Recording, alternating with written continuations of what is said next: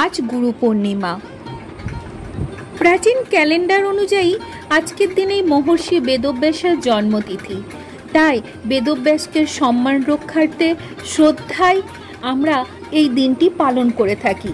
গুরু পূর্ণিমার দিন সকালে উঠে ব্রত পালন করলে তা খুবই শুভ এবং আমাদের শাস্ত্র মতে গুরুর মর্যাদা ঈশ্বরের চেয়েও বেশি, কারণ গুরুর জ্ঞান ও নির্দেশনাতেই জীবনের অন্ধকার দূর হয়।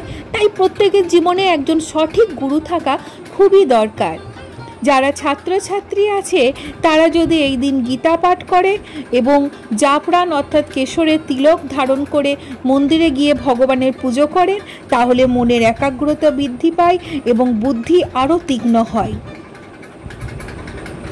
এছাড়া গুরু পূর্ণিমার দিন যদি অশ্বত্থ গাছে জল নিবেদন করা হয় এবং প্রদীপ চালানো হয়, তারপরে ভগবান বিষ্ণুর নাম নেওয়া হয়, তাহলে গুরু পূর্ণিমায় সেটা সত্যিই খুব সার্থক হয় এবং গুরু পূর্ণিমার দিন হলুদ জিনিস দান করা খুবই শুভ।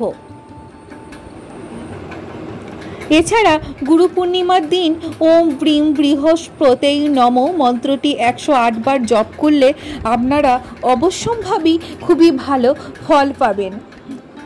এছাড়া বাড়ির গুরুরা, বড়জনেরা, বাবা মায়েদের প্রতি সম্মান করলে, ভগবানকে শ্রদ্ধা নিবেদন করলে খুব ভালো ফল পাওয়া যায়।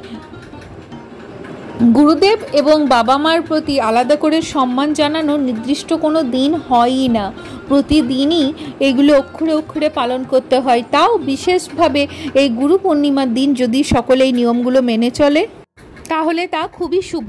আজকের মতো আসি, ধন্যবাদ।